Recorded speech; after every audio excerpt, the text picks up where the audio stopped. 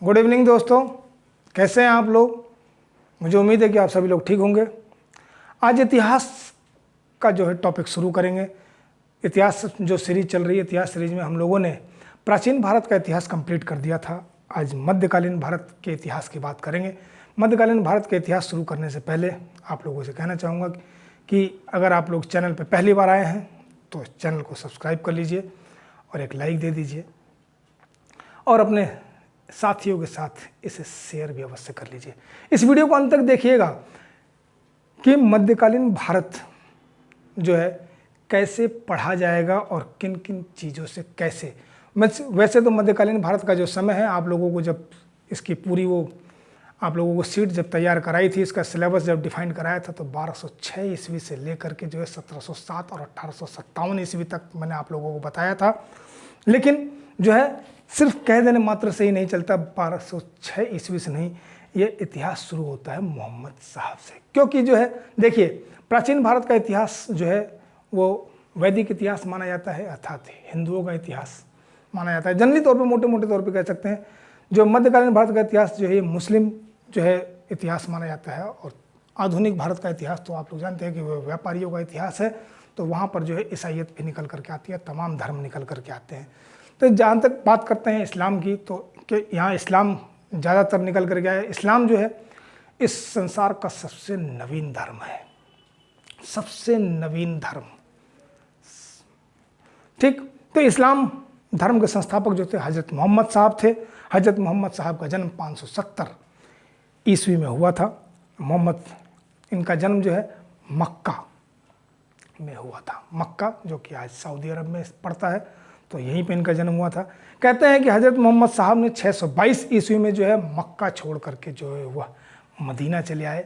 और जब वो इस्लामिक जो जगत है, इस्लामिक जगत में इस महान घटना को जो है हिजरी कह करके पुकारा गया।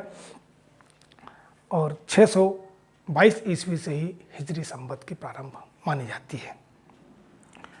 और इसके 10 साल बाद ही 632 ईस्वी में जो है हज़रत मोहम्मद साहब की मृत्यु हो गई। और उनके मृत्यु के पश्चात जो उनके उत्तराधिकारी थे जो है वो स्वयं को पैगंबर कहा करते थे। पैगंबर साहब के जो उत्तराधिकारी थे वह बाद में खलीफा कह करके पुकारे गए। प्रथम खलीफा जो है अबू बकर नाम के व्यक्ति को चुना गया। और जो है कहते हैं कि जो है खलीफा का पद, वैसे तो खलीफा बहुत सारे हुए हैं, लेकिन खलीफा जो है 4 पवित्र खलीफा ही माने जाते हैं। सबसे पहले जो 4 थे उन चारों को ही केवल पवित्र खलीफा माना जाता है। उसके बाद तो फिर जो है अलग अलग जगहों पर खलीफा होते रहे हैं और खलीफाओं की एक लंबी चौड़ी लिस्ट निकल करके आई हुई है। तो कहते हैं कि जो है अंग्रेजों ने जो प्रथम विश्व युद्ध के पश्चात जो है खलीफा का पद समाप्त कर दिया था। तो उसके लिए काफ़ी 1919 में जो है इस पद को समाप्त भी कर दिया गया। तब से खलीफा का पद समाप्त हो गया। तब तुर्की के मुसलमानों ने काफ़ी विरोध भी किया था। तो वो सारी कहानियाँ चलती रहती हैं। अब यहाँ से जो है कहानी निकल करके चल करके आएगी। तो फिर भारत का जो है इतिहास कैसे निकल करके आया, कैसे मुस्लिम यहाँ पर निकल करके आए। तो देखिए, जब मोहम्मद साहब थे, यानी जब पहले दूसरे तीसरे जब खलीफा जब आप गद्दी पर बैठे, ये धार्मिक उत्तराधिकारी हुआ करते थे उनके, पैगंबर साहब के।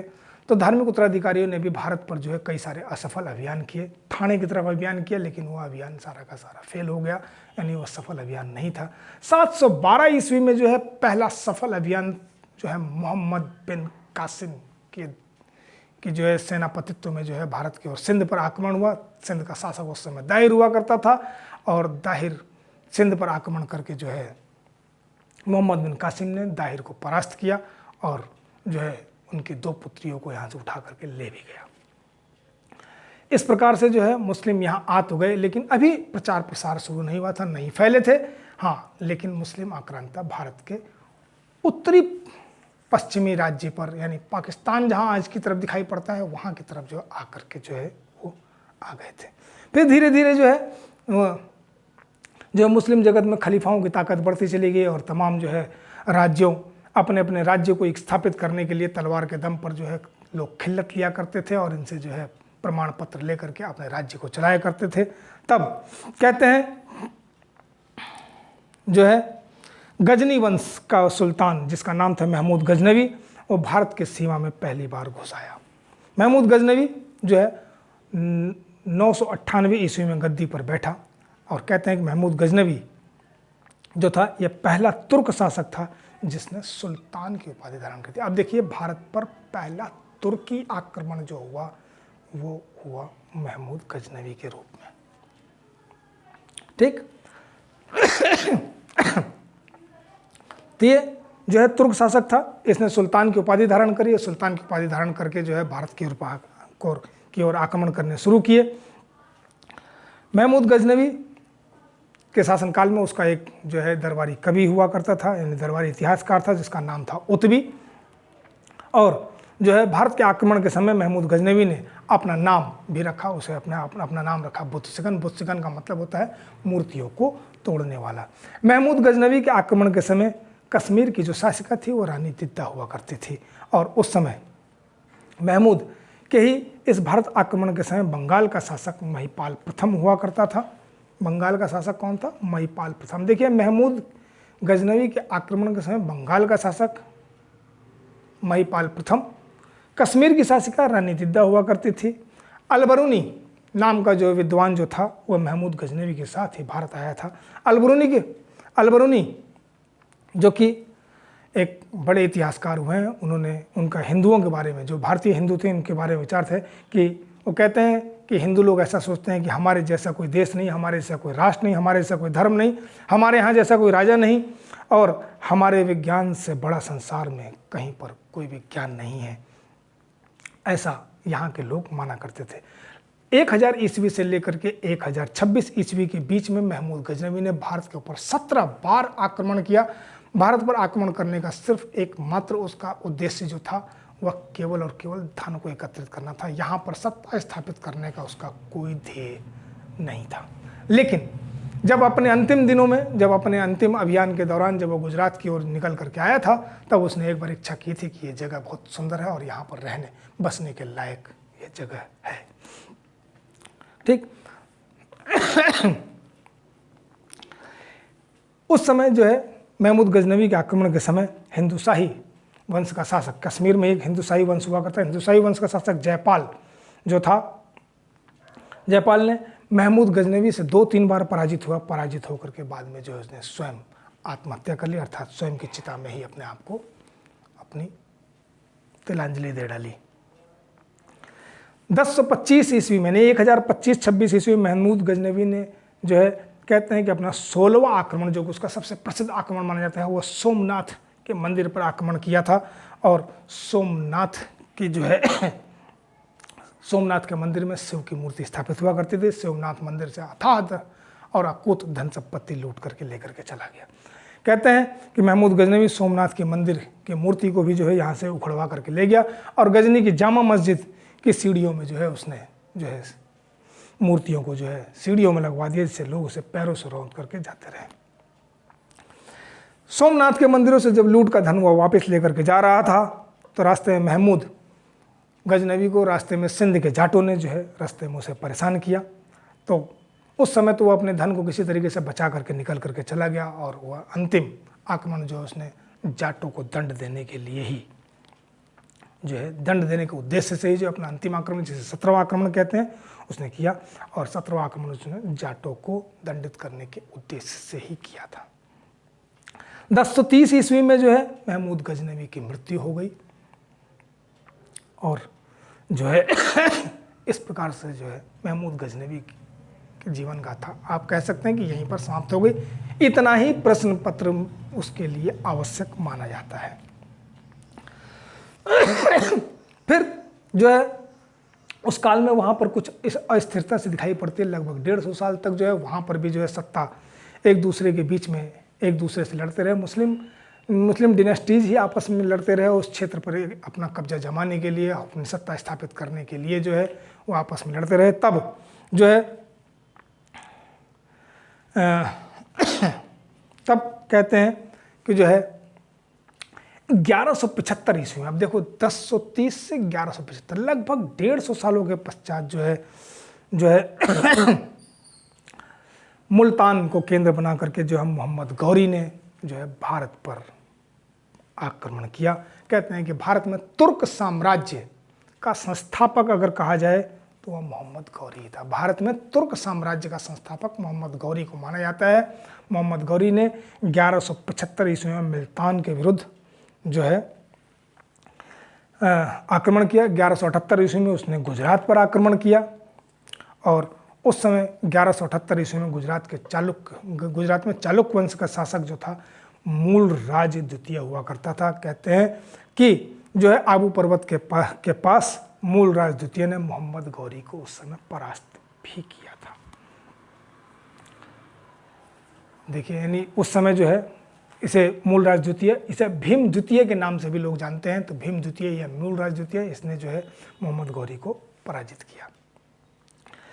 वापस गजनी जाते समय मोहम्मद गौरी जब यहाँ से भारत से वापस लौट करके जा रहा था तो उसने अपने जीते हुए प्रदेशों को जो है अपने एक दास कुतुबुद्दीन ऐबक को जो है अपने विजित प्रदेशों को सौंप करके जो है वह चला गया। ठीक, अब जो है इस कहानी को अब यहीं छोड़ देते हैं और इस कहानी के बाद अब देखते हैं कि मध्यकाल के बारे में जानकारी किन किन स्रोतों से पता चलती है। पहले उन स्रोतों के बारे में पढ़ लेते हैं। तो बहुत सारी किताबें इस दौरान लिखी गई हैं, बहुत सारे राइटर्स हुए हैं और बहुत सारे जो है शासकों के समय में तमाम इतिहासकार और वो राइटर्स आते रहे हैं। उनकी किताबों से जो है इस मध्यकाल के बारे में सारी जानकारी हमें मिल पाती है। तो सबसे पहले बात करेंगे जो है 712 ईस्वी में अरब आक्रमण के समय ही जो है सिंध के देसी शासक वंश के बारे में जो है इतिहास पर जो है एक पुस्तक आती है, चचनामा। चचनामा का राइटर के बारे में तो पता नहीं है, लेकिन चचनामा से उस समय 712 ईस्वी में जो सिंध पर आक्रमण होता है उस सिंध के आक्रमण पर प्रकाश पड़ता है। चचनामा का फारसी अनुवाद जो है बाद में मोहम्मद बिन अबू बकर कुफी ने किया था। इसके अलावा जो है अरबी भाषा की एक पुस्तक अलबरूनी की लिखी हुई तारीख उल हिंद या किताब उल हिंद। अब देखो यहाँ पर किताबों के नाम पूछा है, किताब उल हिंद या तारीख उल हिंद पुस्तक के राइटर कौन थे? तो मिस्टर अलबरूनी नाम के व्यक्ति हुआ करते थे। अलबरूनी जो था ख्वारिज्म का राजकुमार, कहते हैं कि ख्वारिज्म का रहने वाला हुआ करता था। इसके अलावा जो है तारीख ए यामिनी नामक पुस्तक का राइटर उत्बी। महमूद गजनवी ने जो है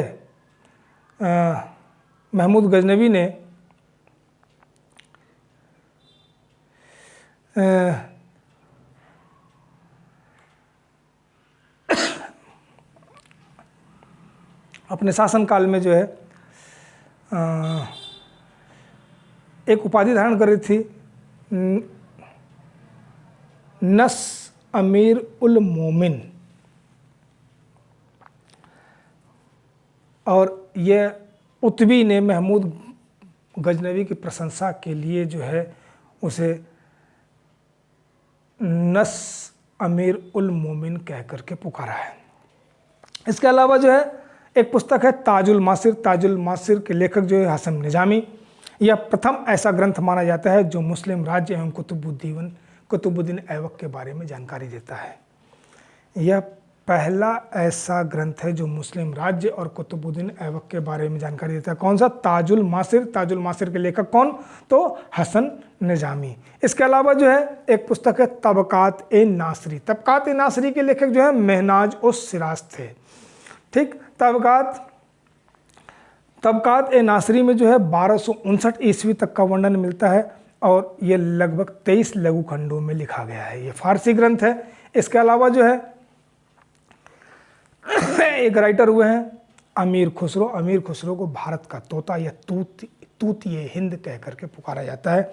अमीर खुसरो ने जो है बलबन से लेकर के, सल्तनत काल के जो शासक हैं बलबन से लेकर के जो है और गयासुद्दीन तुगलक तक के दरबार की शोभा बढ़ाई हुई है।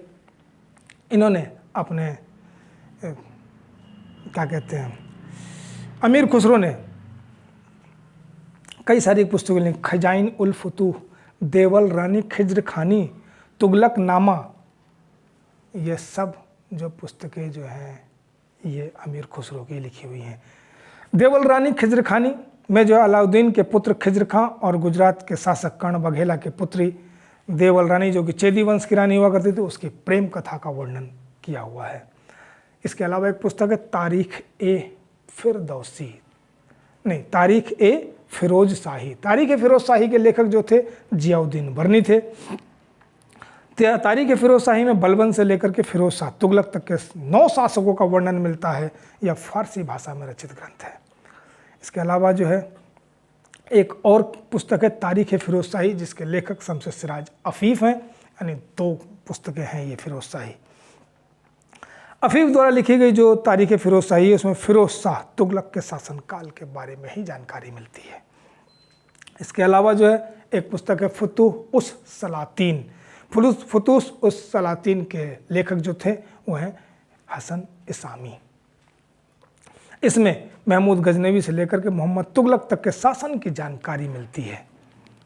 ठीक, इसमें मोहम्मद तुगलक की काफ़ी आलोचना भी की गई है। इसे इस्लामी जगत का सबसे बुद्धिमान बेवकूफ़ बताया गया है। किसे?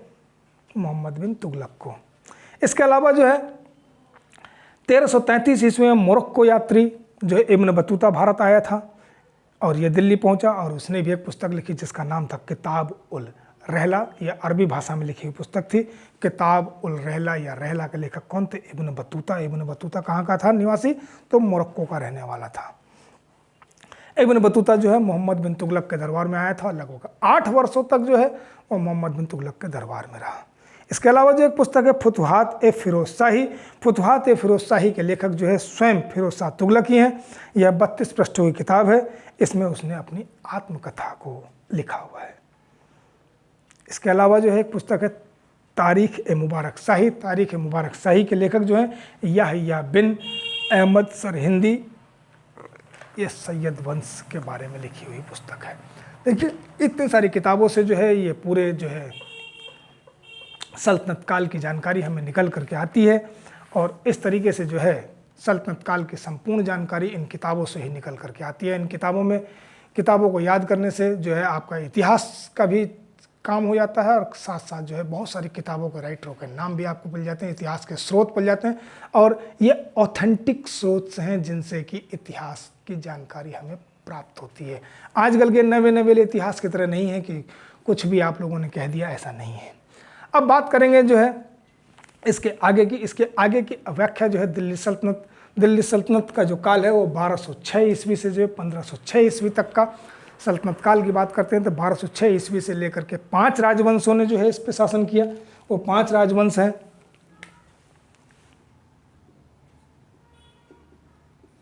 गुलाम वंश 1206 ईस्वी से 1290 ईस्वी तक। गुलाम वंश के पश्चात जो है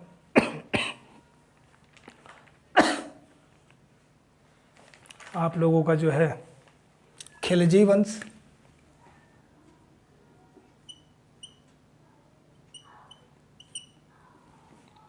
1290 से 1320 ईस्वी तक। खिलजी वंश के बाद तुगलक वंश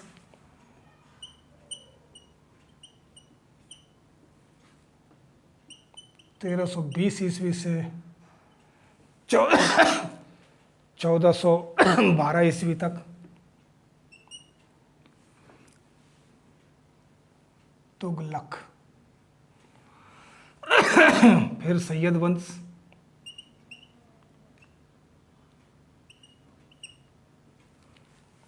1412 जो है 1412 ईस्वी से 1451 ईस्वी तक। और सबसे आखिरी वंश जो है गुलाम वंश, खिलजी वंश, तुगलक वंश, सैयद वंश और सैयद वंश के बाद लोदी वंश।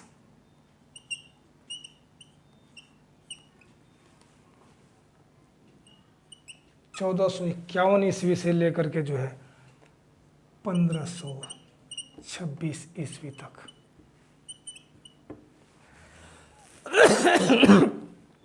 इन सभी राजवंशों में किसी में 2 शासक, किसी में 3 शासक, किसी में 2, किसी में 3, किसी में 1, बस उन शासकों के बारे में और उन उस समय की जो है शासन व्यवस्था के बारे में, उस समय के समाज के बारे में, यही सारी चीज़ें जो हैं तथ्यों से अवगत कराया जाएगा अब आप लोगों को जो है।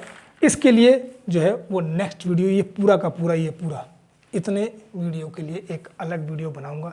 देखिए छोटी छोटी वीडियो ही बनाने की कोशिश कर रहा हूँ, जिससे कि जो है आप लोगों का टाइम भी निकलता रहे। देखिए इतनी सारी किताबों का नाम भी अगर आप लोग याद कर लेंगे तो आप लोगों का जो है काफ़ी इम्पॉर्टेंट है। बहुत सारी किताबों में तो ये किताबों के नाम भी आप लोगों को नहीं मिलते हैं, तो इसलिए जो है आप लोग ध्यान से पढ़ें और अपने आप को जो है स्वस्थ रखें, क्योंकि मौसम इस समय ख़राब चल रहा है। आप लोगों को एक चीज़ और भी जानकारी देनी थी। अभी जो है अधीनस्थ चयन आयोग के द्वारा जो है आप लोगों का जो है परिवहन आरक्षी और आबकारी सिपाही के जो कांस्टेबल्स हैं उनके फिजिकल शारीरिक नाप-जोख इत्यादि की जो तिथियां घोषित कर दी गई हैं, तो आप लोग अपना जो है फोकस उस तरफ भी बना करके रखें और 31 जनवरी के पेपर के लिए आप लोग तैयार रहें। देखिए इस दौरान आप लोग फिजिकल जब भी करने जाएं तो कभी भी मॉर्निंग में ना जाएं, क्योंकि मॉर्निंग में ठंड लग सकती है। ठंड लगने से आप परेशान हो सकते हैं और आपका फिजिकल ख़राब भी हो सकता है। इसलिए आप लोग फिजिकल के लिए जब भी ग्राउंड जाएँ तो दिन में जाएँ, जब ठीक ठाक धूप धाप सी हो रही हो, गर्मी हो रही हो, अर्थात दोपहर इत्यादि में जाएंगे तो आप लोगों के लिए वो ज़्यादा अच्छा रहेगा। ये आपके हित के लिए कह रहा हूँ, क्योंकि मैं तो सफ़र कर ही रहा हूँ। मैं नहीं चाहता कि मेरा छात्र जो है वो सफ़र करे, इसलिए आप लोग अपना ध्यान रखें और अपने सेहत का भी ख्याल रखें। Wish you all the best. Meet again next video. इसी प्रकार से जो है छोटी छोटी वीडियो जो है आप लोगों के लिए लेकर के आता रहूँगा। आप लोगों का प्यार मुझे मिलता रहेगा, मुझे उम्मीद है।